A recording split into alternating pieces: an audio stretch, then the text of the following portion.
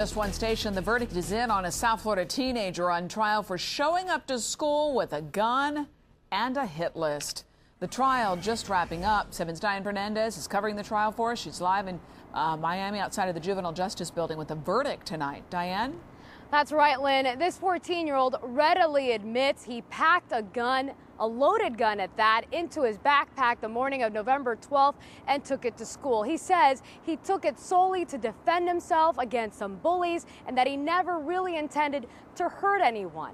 A judge in the case, though, would find him guilty of possessing a weapon on school grounds. I didn't want to kill her. I didn't want to harm anybody else because I'm not that kind of kid. This 14-year-old has just been found guilty of bringing a loaded gun to school last fall. The 9th grader who says he was bullied and tormented by classmates at the School for Applied Technology in Miami, trying to explain why he'd resort to rioting what prosecutors say was a hit list and packing this mangled gun he says he found in his backyard in his backpack back on November 12th. So did you take the gun to school that day just to protect yourself, or did you intend to hurt someone that day?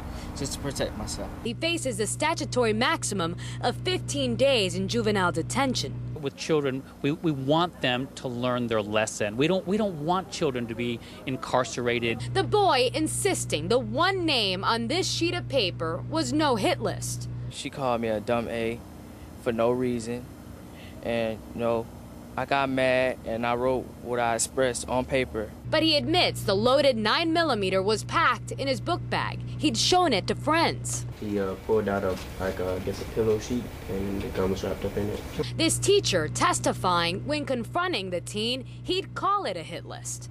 I said, and what is a hit list?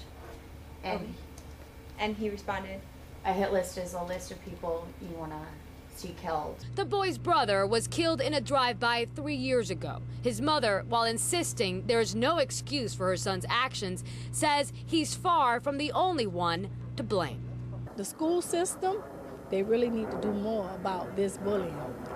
They say it's a zero tolerance. I doubt it, seriously. Now, the teen is set to be sentenced next month. He says he has learned his lesson about violence and resolving issues amicably. Those who love him and those involved in this case could certainly hope he's telling the truth. We're live tonight here in North